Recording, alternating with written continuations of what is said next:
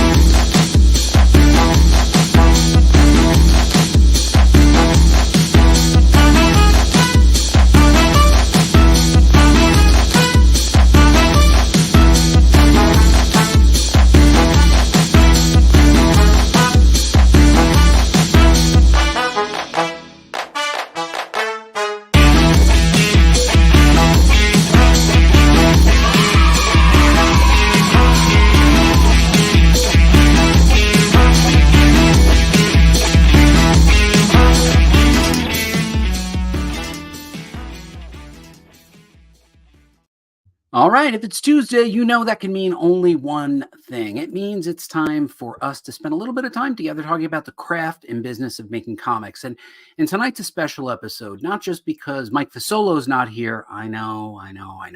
Mike's not here. Mike is busy working, apparently, a 3-time Emmy Award-winning television writer's too busy for us. My name is Buddy Scalera, and I am the host of your favorite show that's at Tuesdays at 8 p.m. That's about it. I could pretty much narrow it down. That's about it. But I'm a comic book writer and the founder of Comic Book School. And the reason I want to mention that is because I have a guest tonight who pretty much embodies what we're trying to accomplish here together, all of us. And we're trying to get better at making comics. And for many of us, probably you as well, the idea is to maybe make it to the next level, take your ideas and move from a fan or an aspiring pro to a paid working pro. So tonight we're going to be having a guest on who actually made that step. And he made that step at one of our comic book school panels at New York Comic Con. We didn't make the step there. He made one additional step that got him closer to his goal. But I really want you to know about this because I really feel that you yourself, you're sitting there and you can watch these great pros that we have join us and they give us advice about breaking in, but many of them have been in the comic book business for many, many years. It's sometimes hard to relate. They could have broken in the 70s, the 80s, the 90s. You look at that and it's like, wow, I would love to aspire to that level, but it's hard to relate to. My next guest, his name is AJ, is going to be helping you to understand how he went from sitting in the audience, taking notes, being diligent, and trying to work his way in for years and years and years, and finally made it in. And he was on a show just recently where we were talking about the Valiant comic that we're both working on. So I'm very excited about that. I will tell you, though, on a serious note, just me and you, there is a point where you hit a certain age in comics and you're no longer the cool 20-something who is full of potential. And you're getting older. I know I am. And it starts to become one of those things where you're like, does this even make sense anymore? And for people who've asked themselves that, I know I've asked myself that, like, does this even make sense anymore? And it does, because if you're called to this, really you have to answer. And I think the key thing is you might age out of breaking in as the young, hot talent, but you never really age out from telling stories that are important to you and that hopefully that touch other people. And I want you to know that I feel this all the time. I do this show. I look forward to seeing you every week. But I also feel, hey, I'm at a point now where many of the people that I broke in with have either moved on or have moved on to great success. Either you're hugely successful or you've just moved on to do other things. And it's so easy to give up.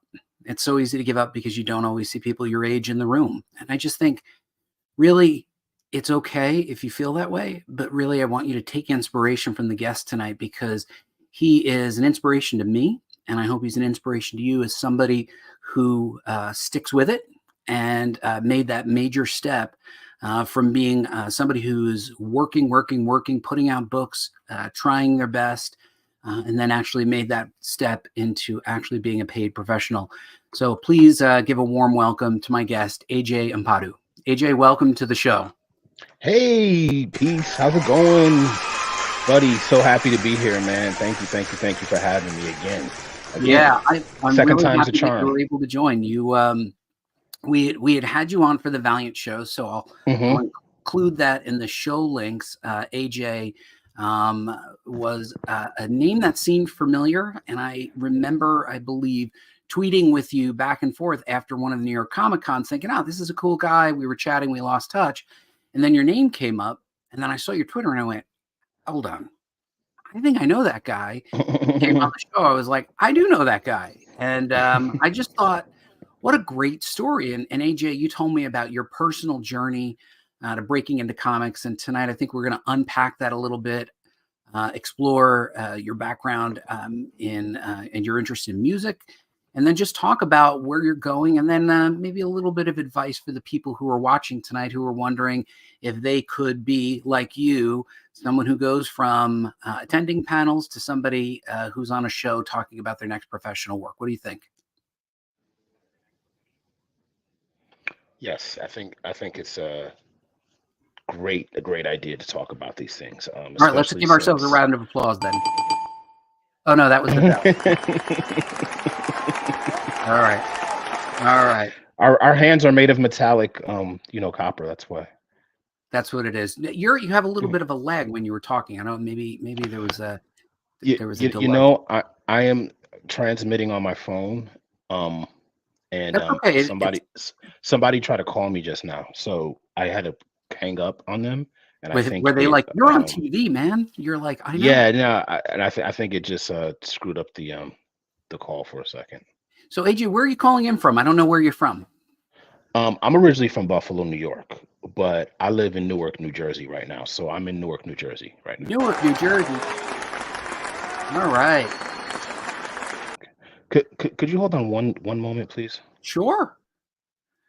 Well, AJ just put us on hold, but what do you guys think so far? Are you guys excited for this? Because I know I'm excited for a lot of reasons. Because you never really know when you'll break in and how long it will take. You know, I was breaking in when I graduated college. I was trying to establish myself first as a journalist, and I didn't really get the bug to write until a little bit later. As I was doing these interviews, I realized, wow, these are really interesting people.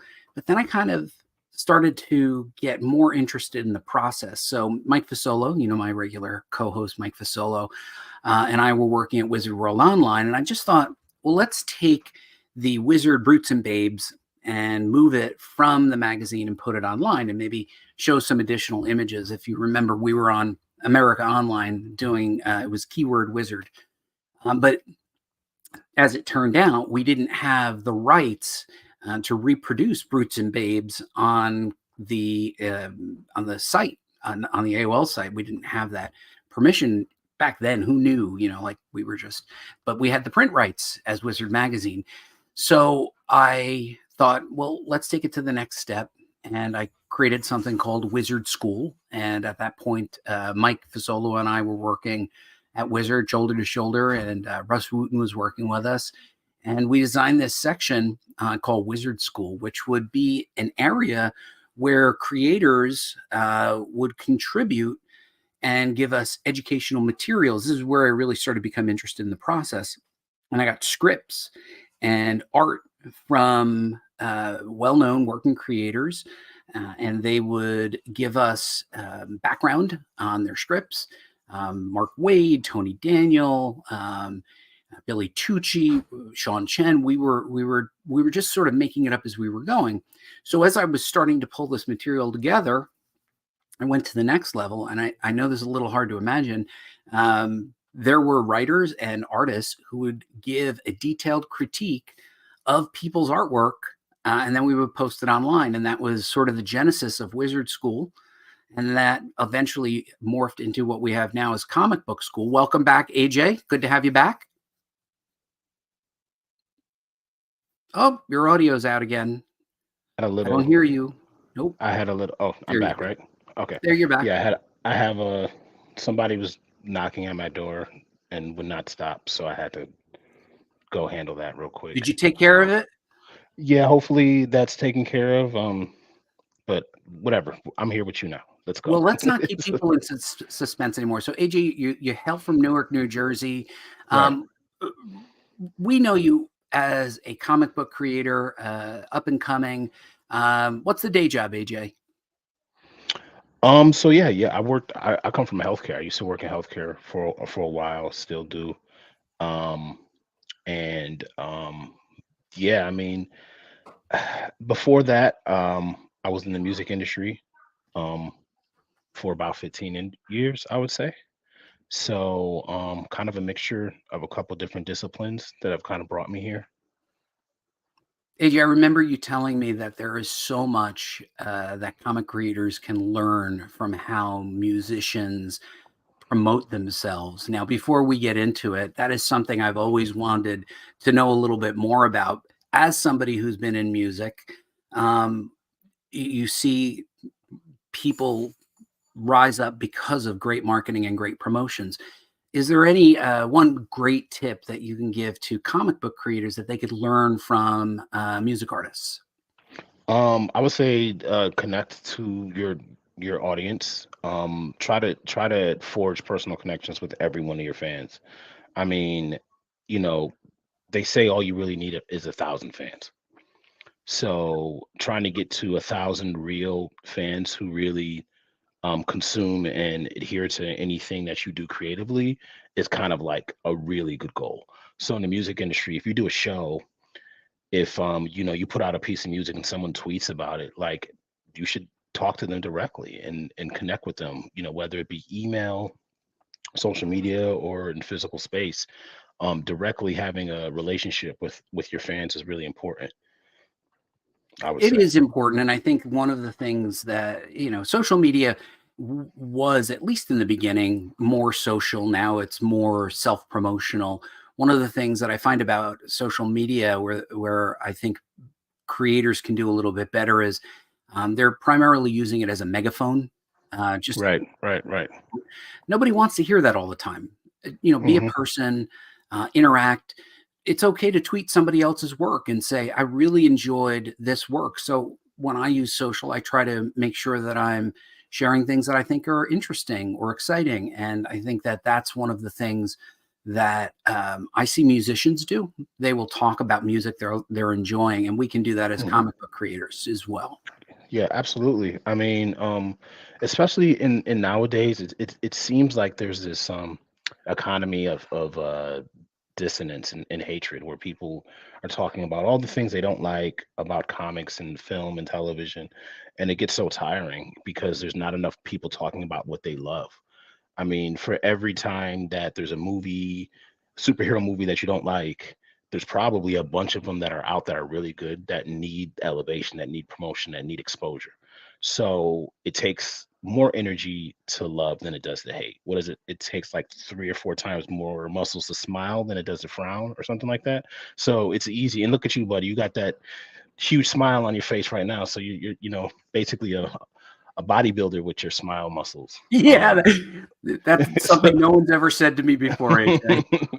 so like you look, anytime I go on the internet and everyone's saying, oh, this is mid and this is trash and everything, I'm like, that's easy. It's easy to hate.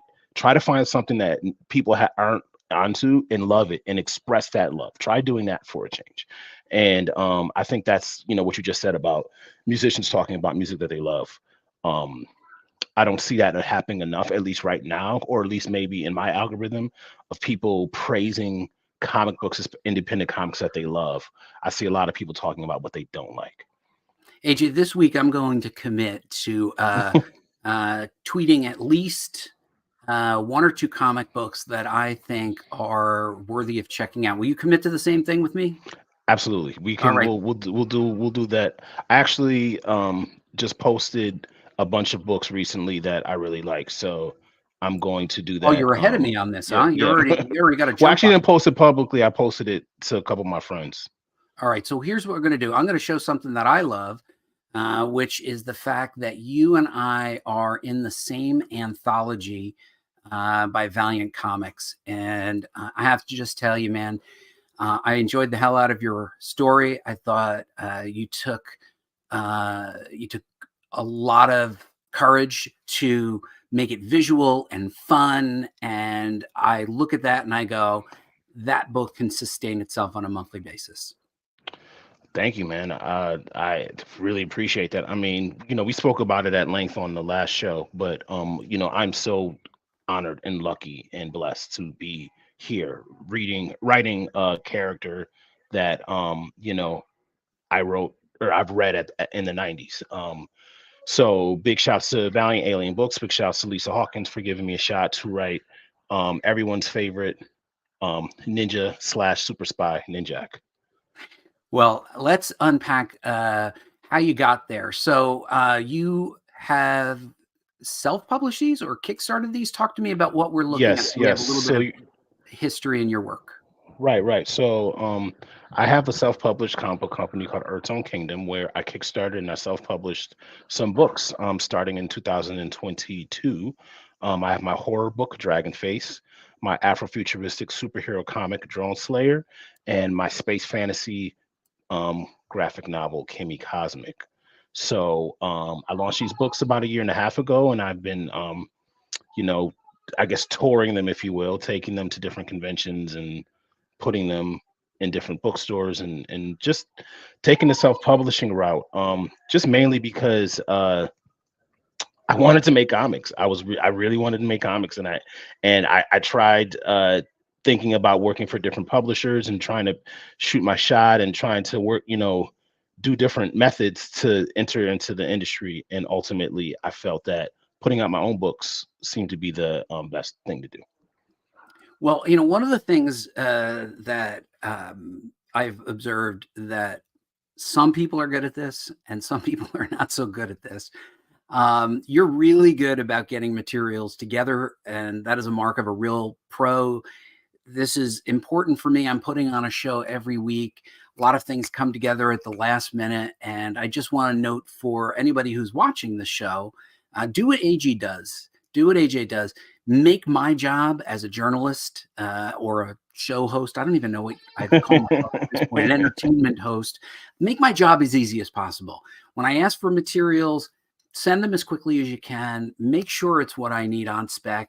And then when I do send a follow-up, and we'll show some of the photos that you send as a follow-up, send them quickly, and then boom, you will be a favorite guest of every host, because there's always a day when somebody can't make it, they're unavailable, right? AJ, we had to like reconfigure your first appearance real fast, but like, you know what? You made it easy for me, and we'll be having you back in the future.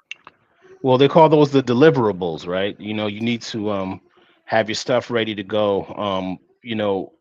You asked me what my day job was, and I told you I worked in music and healthcare, but I did a little bit of journalism myself, and working in those fields, and I worked a little bit in film and television, and with those things, there's a lot of deliverables needed: headshots, bios, Right. website links, social medias, interviews, all that type of stuff. Coming from the music industry, being a hip hop artist, anytime you wanted to pitch yourself to a new promoter or whatever, you had to have your they used to call them EPKs, electronic press kits, where you would Well, have all of your information kind of in like one snapshot. your EPK was great. You had everything I needed and more, and we're going to unpack that a little bit here. So, AJ, where can people find these? So we're being clear if they Right, like what they sure. see. So you want to go to earthtoneking.com. That's earthtoneking.com. I'll go ahead and throw it in the chat right now. Thank you. And that is my website. And you can purchase everything. And we'll go ahead and do a little sale right now for everyone who wants to grab something right now. If you use the code Earth20, that's Earth20, you'll go ahead and get a whopping 20% off of any of the books that I have up there. Well, there you go. Okay, so you give them the discount. What are we looking at here, AJ? Okay, so this is Drone Slayer. That's a cover for Drone Slayer X. That's my Afrotech superhero comic. One of the world's greatest robotics engineers' daughter has to learn how to use his technology to prevent a group of revolutionaries from stealing it and using it for their own nefarious means. So it's kind of like an international I call it Afrotech, Afrofuturistic superhero thriller. So that cover on the left is her name is Kisi. She's the main character of Drone Slayer X, I and you love can this grab that art, on my. man. I think this Yeah, art thank you. is terrific. Thank you so Um, much. the Marcelo Salazar, he is the artist. He's from Brazil, and he's fantastic.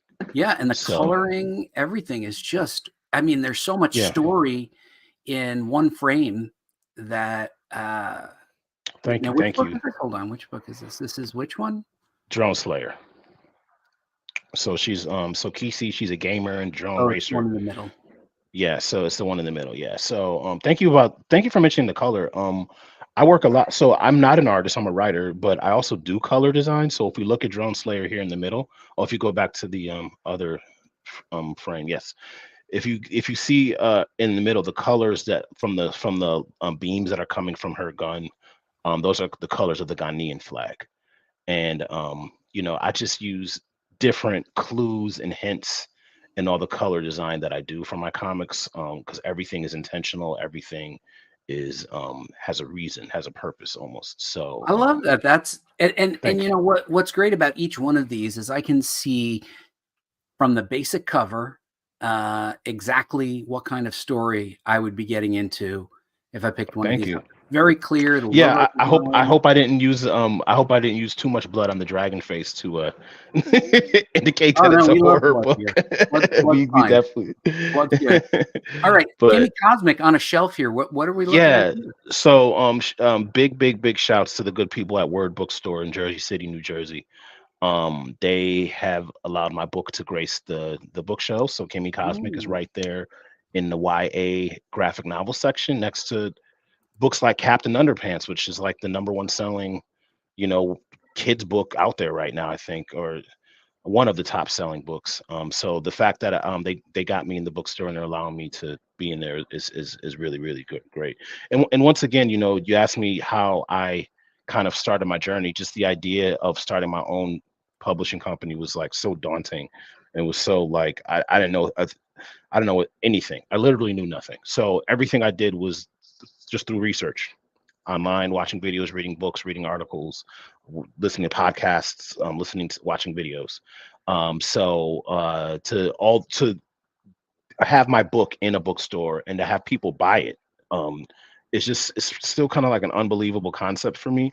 And I'm still just trying to absorb and be present. But it's great because it's giving me so much gasoline in my tank, and I'm just it's kind of justifying the last like 4 or 5 years of labor that I've been putting into this career, and now I feel definitely validated, and now I'm going to work even harder to do more. Hold on, let's pull up the round of applause. It takes me like 5 clicks to get to it. Hold on, let me see if I can get the round of applause. They don't have a quick button. You know, as we think about, how easy it is to give up, what I admire is your willingness to stick with it. And the easiest thing to do is do the research and not put out the book. And yet there it is on a shelf, proof that you didn't need anybody's permission. You didn't need anybody's approval. You just went out and made it happen. And I think that's really what I want you in the audience, you right there. I see you. I Mhm. want you to look at what's on the shelf there. It's on the shelf because AJ willed it to happen. And it's easy to go, oh, I don't have enough money, or oh, it's so much work, or I'm not good enough. AJ, right? That you never have enough money, you're never good enough, but sometimes you just got to put the book out, right? The only resource that is limited is time. That is the only thing you can't get more of. Oh, wait, But hold on, if hold it's on. I want if to go full screen. Go back to that. Say that. Yeah, start the again. only resource that is limited is time. That's the only thing we can't create more of. However, I mean, we can manage our time better, but we can't create more of it. But everything else that you just spoke about, you said knowledge. I'm not good enough. Well, you got to get good enough, and what allows you to get good enough? Practice, work, learning. You don't have enough money. Okay, well, with time, you can get money. Whether it is you save it yourself or you find someone to invest, you use crowdfunding. I know someone who got grant money to finance their comic book because it had social justice issues, so they're able to get a grant to fund their comic. You know, the only barrier that is really insurmountable could be time, but even time, once again, is something that just needs to be managed. You know, I am a very busy guy. I'm a husband and a father, and you know, I do have other, you know, things that I do job wise, family wise. So being able to carve away the time that I needed to craft these books and promote these books and print these books was not easy. But you know, it was just a priority for me. It's just a priority for me because I knew that I had a story that I wanted to tell. And I knew that comic books was the medium that I wanted to tell that No, story. you had 3 stories you wanted to tell. Yeah, You made I actually 3. actually have like 30. My like crazy. I'm every writer has a story list that's crazy. But I will say this for one piece of advice right now is that if you have a bunch of stories that you're trying to create, focus on one. Like just get that top one done first, and then try to chip away at the rest of them. I But like thank you. that. That's good. No, that's Yeah. good. That's good. You know, one of the things, AJ, and I'm a husband and a father as well. Every dollar that you spend making your comics is not going to your family. It is going, it is going to the life that you are living. And I try to remind people who I meet who want to be creators. I'm reminding you who's sitting out in the audience.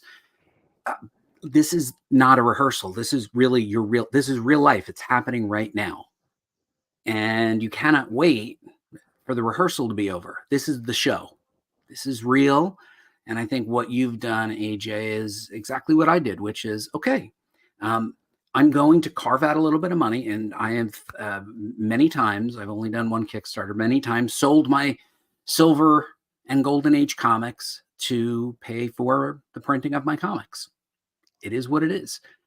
And you just have to prioritize what matters to you. And to me, having some nice golden and silver age comics was great, but I preferred having printed copies of my own books. Yeah, the sacrifice, you know. One of my writing questions that I ask every time I write a story, I always ask, what does my protagonist lose or sacrifice in order to obtain their goal and reach their conclusion? So in your story, you know, that was part of your sacrifice, that was part of your loss. And I mean, it only makes the success that you obtain afterwards that much more sweeter once you've put something that was important to you in it, right? So I think that it's one of these decisions that we all have to make, like especially as we get older, like what's really important to us, what are we going to prioritize? So yeah. Yeah, I don't regret any Kudos. of the comics that I've put out. I wouldn't call any of them a success, but I'm glad that I made them. You know, how do we measure success though? What metric do we use to measure success? My You know. measurement is completing my story and putting it out there on my own Ah, terms. okay, all right.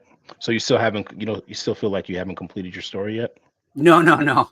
I'm kidding. I have my measurement of success is putting the story out. But if I try to measure my success on sales or did Right, it right, get me right. additional writing work, you know, or did I make my money back?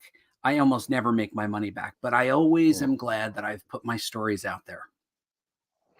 I mean, as cliche as it sounds, I think that's what's really important. It is. It's the most important thing. But let's keep going on because I don't want to run away from your story here. Okay, so this was a shot of your website, which I think Mhm. is beautiful. Oh, I thanks. think I showed that the last time when you were on the Valiant, but people should check out Earth Tone Kingdom. It is a terrific looking website. I asked you for some shots of events or photos that you really wanted to share. What are we looking at here? Where are you, and who are the folks in the photo? This is Brooklyn Comic Con. And these are some really, really notable influencers in the comic book space. You have Fantastic Frankie there in the middle. Then you have Ron from You Don't Read Comics, and then you have the Black Gay Comic Geek on the end. And these, you should follow all three of those personalities because these guys and lady talk about pop comics and pop culture all the time, and their takes are all over the place and super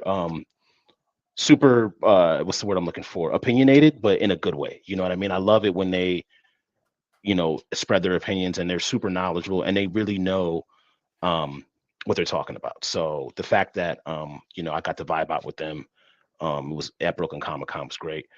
Brooklyn Comic Con was a lot of fun. It was definitely an experience. Every single comic book convention that I do is different. I've done Anime NYC, New York Comic Con, Brooklyn Comic Con, the Black Comic Book Fest in the Schaumburg, and a few others. And every single one is different. The demographic is different. I The agree. the type of the focus is different. That term comic is kind of like been stretched. It's really pop culture conventions we're talking about. We're not really talking about comic book conventions any longer. We're talking about anime. We're talking about video games, cosplay, Action novels, figures, action, right, toys, merchandise. Yeah. collectibles, right. So all of that is under the comic book convention umbrella. So you never gonna know what you're gonna get when you do a con or attend a con. So Yeah, yeah, I think Brooklyn Comic Con is coming up. I haven't been to it. I think I might want to go. All right, so we've got another my opinion on BK Comic Con is that it's very cosplay. If you're into cosplay and if you're into anime, manga, and even video games, I think that's where it leans a little bit more towards, in my opinion. Okay, well that's But good still to know. great, still great for comics though. Still great for comics. Yeah, I mean, if there's not a huge number of comics being sold in the hall, sometimes that works to your advantage. Yeah, yeah. Hmm. All right, what do Actually, you we know have what? here? I So this you're at panel, this actually panels at BK Comic Con too. It's crazy because I did send you the pictures in a flurry, and I realized I should have sent different pictures from different cons, but this one is at the panel I did at BK Comic Con. so wait, so this guy's holding up what I think is one of my favorite titled comics, Bigfoot Knows Karate. I don't know what Yes. that is. I'm sorry. I want to read Oh your comic. yeah. I want to read Yeah, Bigfoot no. Knows Karate. Bigfoot knows karate, and I have to, and I'm really gonna. I'm not even gonna attempt to butcher his name, because I've forgotten it. But look up Bigfoot knows karate. Comic is great, and that writer, he's also really really cool. I had a great time sharing the panel with him, and the other writers were on the panel as well. So what exactly are on your sides there? Are those arms or are those legs? My God, like how my thighs aren't even that big, and I'm fat. Jesus, remind me not to make you mad. That is a serious set of guns. All right. So what do we have I here? lifted along a lot of long boxes. Yeah, I could see. Look at your arms in this one. My goodness. If I see you, remember you like me. You don't want to beat me up. All right. So what are we looking at here? What show are you at? This one is at the Schaumburg, the Black Comic Book Festival in Harlem at the Schaumburg Museum. Um, I really, really like this festival. And in fact, I gotta say, out of all the comic book conventions, I would say that the Black Comic Book Fest is probably my favorite. I encourage everyone to attend it. It's you can come from of any race, creed, culture, whatever. You'll enjoy it. People of all types come to the Black Comic Book convention. But that one is in April this year, and it's at the Schomburg Museum in Harlem. And I just love how well curated it is. It's like I always find these amazing independent comics there. So yeah, I got a chance to do that, and that's me standing there And I at that. like your color theme. Did you bring your own tablecloth to have that Yeah, so green that's note to it? that's a hack. That's a hack that I learned when I was thinking about learning or teaching myself about conventioning. Is that a word? Conventioning. I Convention? looked, Yes, so yeah, yeah. convention, yeah, I guess so. Conning or whatnot. Conning, yeah, I'm conning people out of their money, right? Walking around the convention floor, hall floor, what I noticed is just an overwhelming amount of black. Typically when you do a convention, the people who throw the convention usually give you a black tablecloth. It's usually the standard tablecloth that goes on the tables. And most people who have banners and things, they usually use black backgrounds. Black is just a neutral default color for design, right? So when you're walking through a convention hall, I just noticed so much black tablecloths, black banners, black this, black this. So I wanted to employ a disruptive color Mhm. because one day I was looking at someone's table and it was pink. Everything was pink. The tablecloths pink, banners were pink. Somebody else used orange where everything was orange, and I was like, you know what? I need a color that is just going to stand out and just kind of make my stuff a little bit more visually disruptive. And lime green was the color that I chose, so that's kind of like the company color is lime green. I love it. It's very it catches your eye, and you're right. In a sea of black, people's eyes will go to something that's different, breaks up the theme. And you are Mhm. here doing Culture is Here. What are you doing in this Oh photo? yeah, so that is at Culture Con. So Culture Con is not a comic book convention. It's just like a general culture convention. I did not vend at Culture Con. I was just there at Culture Con, experiencing it, and I got interviewed by Amazon Prime. So that was me doing it, hanging out there, just looking cool. I sent you that picture because I look cool. Yeah, you do look cool. It's totally fake. I'm not cool at all. All right, Smodcastle Cinemas. Yeah, I went to a Smile Castle Cinemas in Red Bank, New Jersey, to hang out with Kevin Smith and Mark Bernardin. Um, Mark Bernardin is a huge inspiration to me as a writer, a television writer, accomplished writer, and of course Kevin Smith. Hey, but We wasn't are, Mark Bernardin at DC? Wasn't he an editor at DC? yeah, he's written a bunch of stuff, man. Yeah. He's written for Marvel and DC, so he's Yeah, he's but I kind thought of he on. was an editor at DC for a while, wasn't he? I'm not sure if he was an editor. I know he worked for like Entertainment Weekly, and I know he's written DC Comics, but I don't know if he was an editor or not. I'll have to You look might, into that.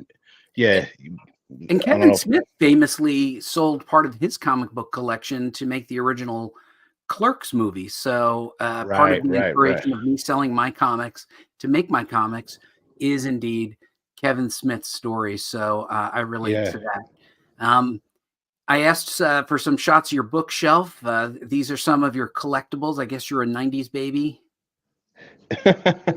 Yes. So, unfortunately, my action figure and toy collectible um skills are not that deep. My friends have way more action figures than I do. Way, way, way more. What happened was I moved, and when I got married, I kind of like said, you know what, I'm not gonna just dominate our house with a bunch of toys and everything. Just be respectful to how we design the house and whatnot. What? And That's now ridiculous. I know, Okay. right? And so What? I put a lot of my toys away. And then now I have a 2-year-old son. And the problem is, as Mm, soon as he got about a year and a half, and he could see over my computer desk, because that shelf that you guys are seeing is up on a shelf about, about 5-6 feet up. So now he's tall enough where he can see all those toys. So yeah. now what he does is he climbs up on my desk, he climbs up on my computer and grabs them. And I actually had to arrange them just to take this picture because usually they're all over the place. He's usually grabbing them. His favorite is Iron Man. He's obsessed with Iron Man, but he also really likes Deadpool, and Black Panther. So yeah. Well, you're raising them right, obviously. We had a question. Gatilla asks, which movie did you guys see?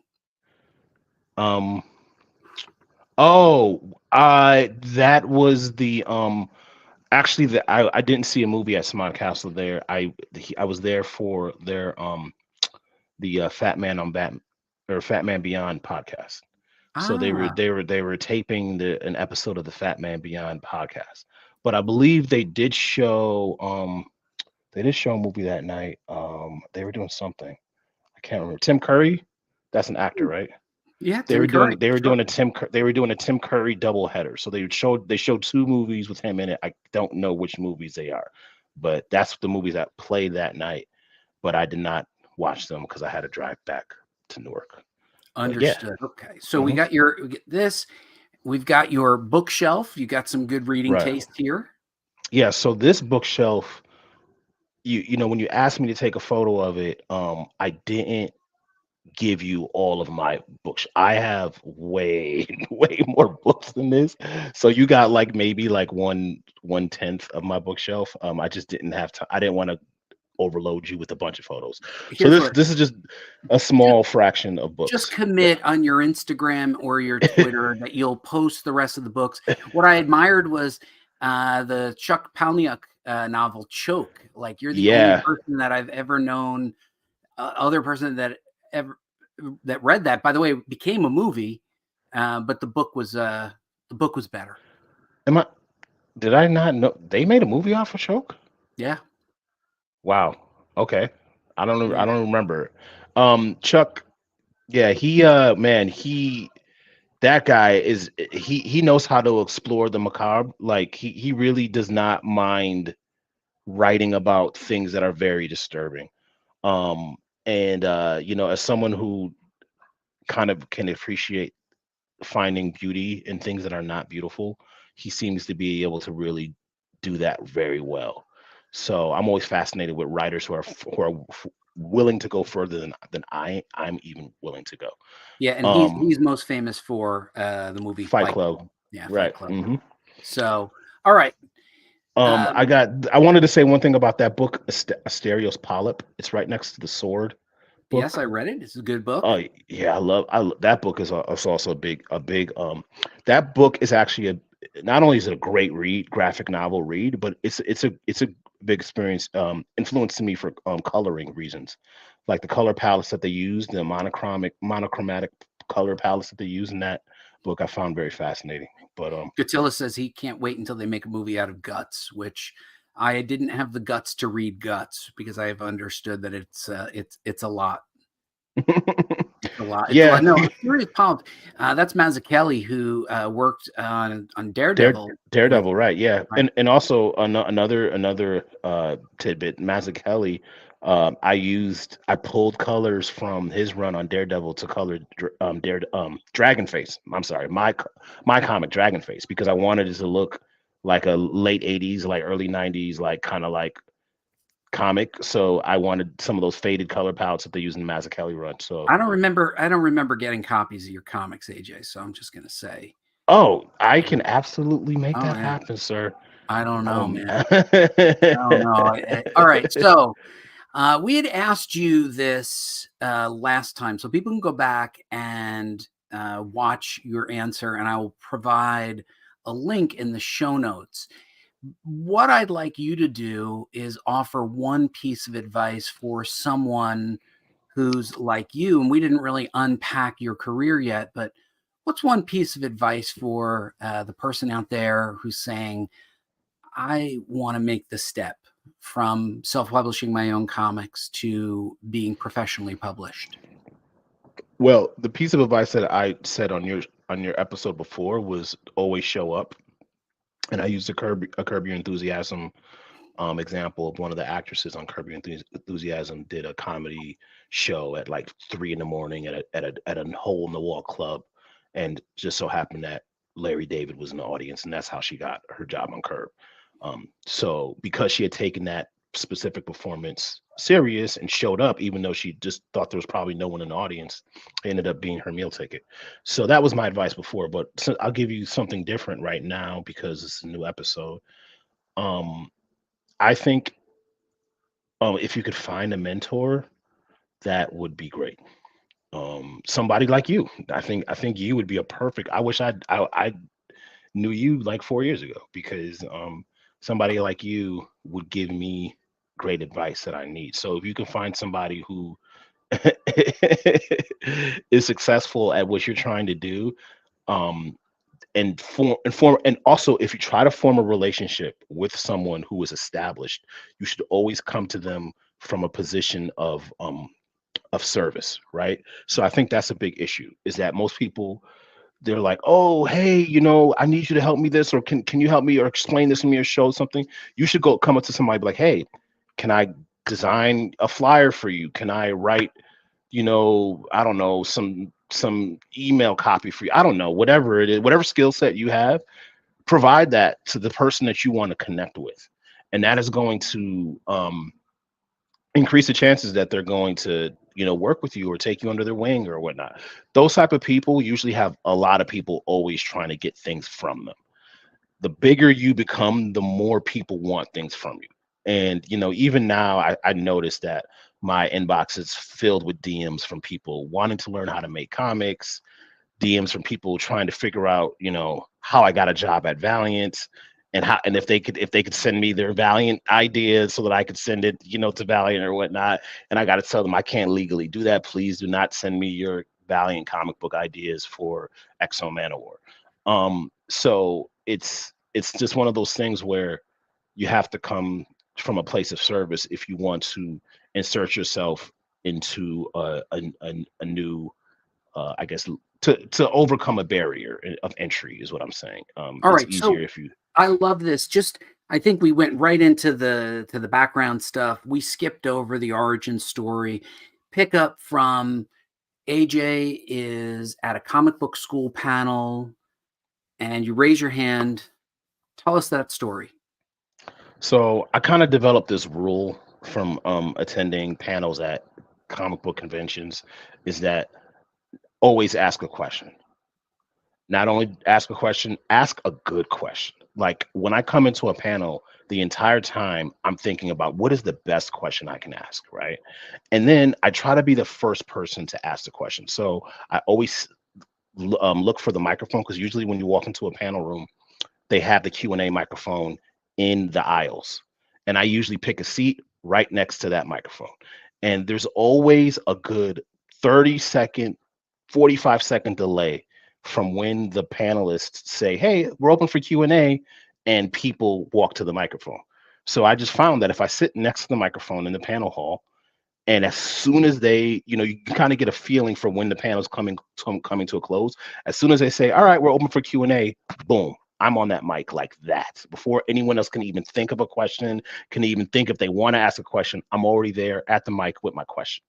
When I hop on the microphone, I always introduce myself quickly, and then I ask my question. And I always try to be enthusiastic. I always try to at least compliment whoever the panelist is. "Thank you so much for giving us this information," or whatnot.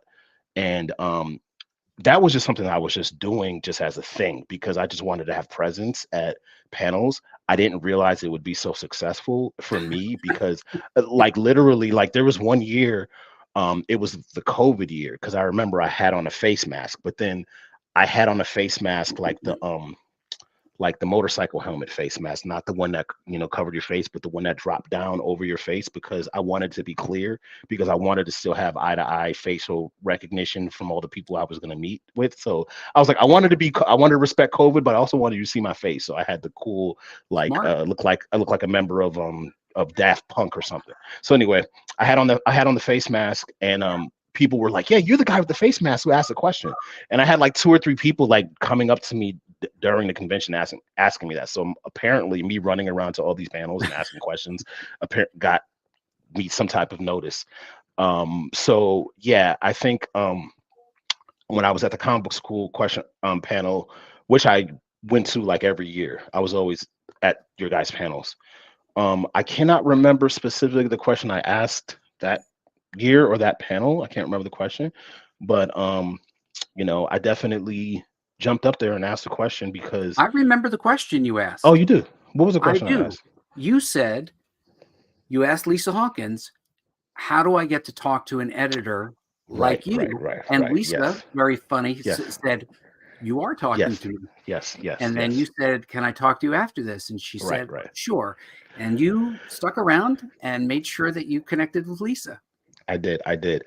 Um, you know, I tell people that, and I feel like there's all these caveats with that story, right? Because I feel like it gives this idea that, oh, you could just go to a panel, ask a question, and you could be face to face with an editor. That year, if I'm not mistaken, that year was 2021, and it was the first year after COVID.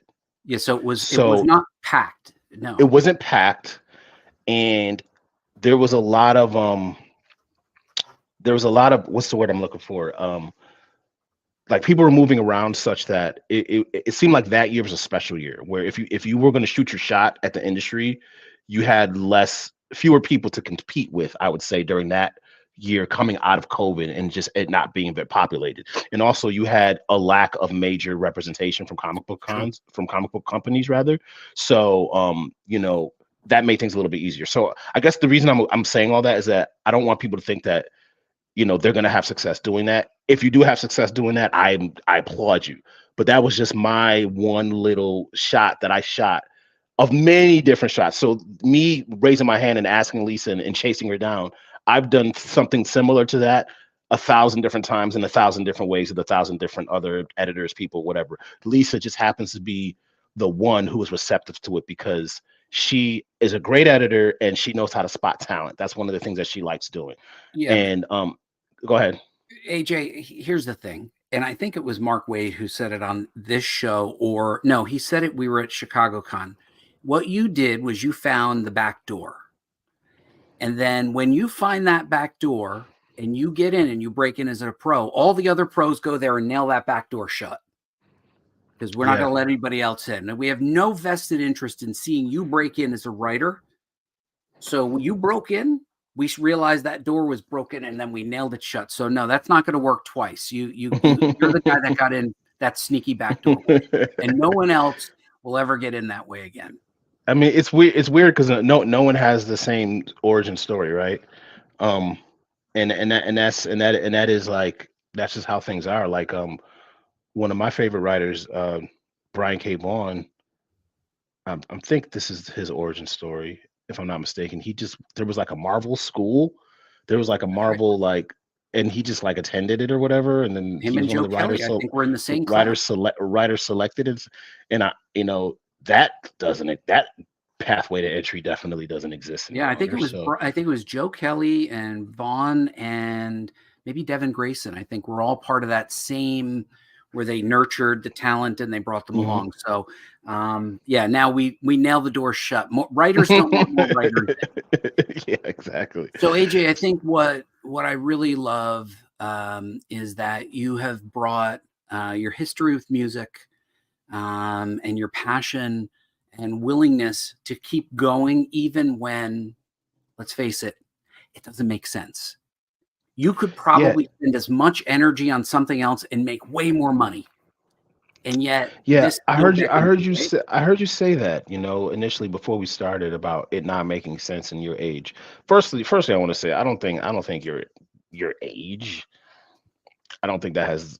Yeah, I don't think you're that old at all to be, holding, thinking that that's gonna inhibit your whatever concept of your comic book creatorship. But I also feel that there's this like sense that you have to do things at a certain time. When I was young, I was always so infatuated with certain ages, like, oh, you have to do this by this age, you have to do that by that age, you have to do that by that age, and if you haven't hit these benchmarks at these ages, then you failed. And it used to give me a lot of anxiety. I had a lot of anxiety when I was in my 20s because I just didn't know what I was doing. I hadn't figured it out yet, and because I hadn't reached certain goals and benchmarks, I was stressed out all the time. And now, man, I have no fear of time now. Like now it's all about every day, as long as I'm working and doing, working towards my goals, I know that it's all about consistency. And once again, I always am present. I'm always grateful. I'm always every day I do my affirmations. I thank God, I thank my family, I thank my talent. I always have to make sure that I'm not taking the success that I've had thus far for granted. But yeah, in regards to like taking the chance, the comic industry is a fickle industry, and I think one of the reasons that I took some chances on it is because I came from an industry that's even more fickle, and that's music. So in comparison, the comic book industry is like actually really not that bad compared to the music industry. If I had started, I honestly think that the bull crap that I went through in the music industry made all the bull crap that I go through in the comic book industry just pale in comparison. Because in honestly, comparing both industries, the comic book industry is just better. It's not Friendlier, right? yeah, it's friendlier. It's like it's not great for creatives. There's still a lot of bull crap and still a lot of challenges, and it's not easy at all. And it's arguably harder. But the music industry is just so friggin' twisted. It's so weird. You're trying to sell a product that doesn't have any financial value. I mean, at least people buy comics. I mean, not a lot of people buy comics, but at least a comic book has value. A song is worth nothing.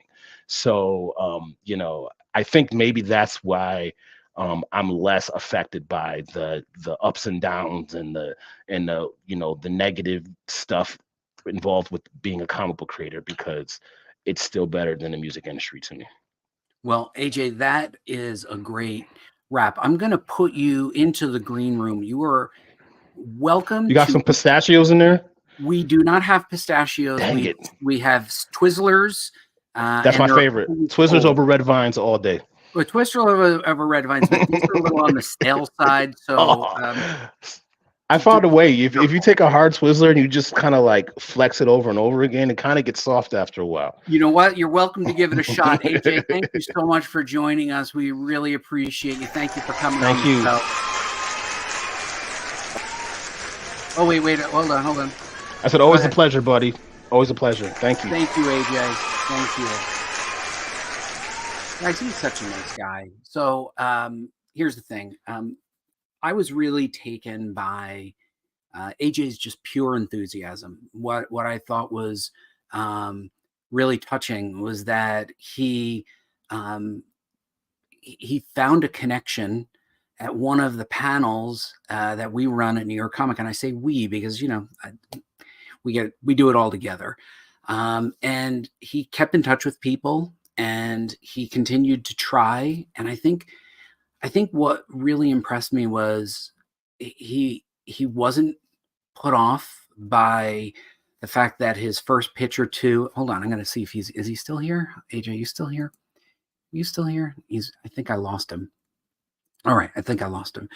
He wasn't put off. He pitched Lisa. Story didn't get accepted, but she did keep him in mind, and then eventually gave him an opportunity. You have to watch the Valiant episode. I'll put it in the show notes. But here's the thing. To you out there who's watching, someone like AJ, regular person, just plugging away, trying to find his way, putting out his own stories, finding a way to get them on a bookshelf so that people can buy them. I think that's a huge, huge, huge deal. Oh, AJ, here you go. I'm going to pop you back into the room. Sorry, AJ, I was grabbing a beverage. yeah, you're still here. I think you're talking about my first pitch. How it got turned down. Miriam said hello. She remembered you from New York Comic Con too. Oh, tell her. Hey, how's it going? How you doing? Miriam said hi. But yeah, I mean, what I loved was that you continued to stay in touch with Lisa. You put a couple of proposals in front of her. None of them went anywhere, but you also kept in touch, right? Yeah, I mean, I'm known to harass people through email. I don't like no. I don't like hearing no. So if I send you something or whatever, and I don't get the response the way I wanted to, I'll just resend the email. And a lot of times it's not harassment. It's more so someone like Lisa is super busy, and I miss email. So and I'm not as busy as her probably. So if I can miss an email, she can miss an email. Right. So I just know that consistency and, just kind of floating around without like really being too pestering, but you kind of gotta pester a little bit. Is important. Being able to gauge, if someone is kind of interested in you and how you got to just be consistent. And what happens is, when you forget, this moment you forget about the person is when they come back. I had kind of given up on Valiant, or at least me working with Valiant. I kind of just like, all right, that ship has sailed. It's okay. I'd moved on to my own stuff. I was doing something else. And then that's when the call came. It came out of nowhere. So that was because of my previous consistency. Her and I, the previous comic book character, I'm not going to say who I pitched her, but the previous comic character I pitched her, we were working on it for months. I had given her probably 5 page 1 rewrites of my pitch, and we had gone back and done all types of synopsis and character development, and it didn't end up being made. But the fact that she saw me do that much work for a comic book that wasn't made stayed in her mind. So years later, when she needed to build a new writing team, she's like, yeah, that guy who stayed with me for months and went back and forth with me about a character and gave me all types of rewrites and pitches, he probably is a good writer, and I probably should hit him up again to start this new comic. So I agree. I think you prove that you're easy to work with, and that every editor wants to work with somebody who's agreeable. And I think that's a huge personality is so huge. Don't be an a-hole. Be nice. Use compassion. Like it's like just check your ego at the door. Once again, these are cliche things, but you won't believe, like, some writers are very, very arrogant, and it gets to them. If you turn my pitch down, it's okay, because the reason she turned my pitch down was not because she didn't like it. It was because at the time the company's going through some things and they just couldn't put that character out. So I didn't take it personally, so not taking that personally is how you kind of maintain your ego and just be like, hey, listen, maybe I'll get another shot. And so sure enough, I got another shot. So I like that. I'm going to put you back with the Twizzlers. Thanks for coming back on. Don't go too far. So that's it, man. I mean, if that's not the best piece of advice, which is number one, don't be an a-hole, which I think just in general, don't be. But don't give up. If the first pitch doesn't work or the second pitch doesn't work, if that person is giving you a signal that they'll continue to read your pitches, then continue respectfully moving forward. And don't give up because the pitch didn't work. It might have nothing to do with the quality of the pitch or the quality of the story. Sometimes the timing isn't right.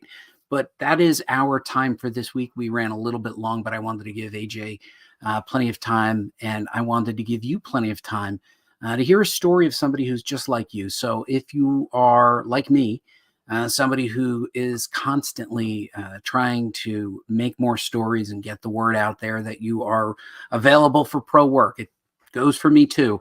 It just don't give up. Like, stick with it, stay with it, keep pushing for your dream because you matter, and eventually it'll be your time. So thanks for joining me this week. I really appreciate you coming out, and I will see you again next Tuesday, 8 p.m. as always. Good night.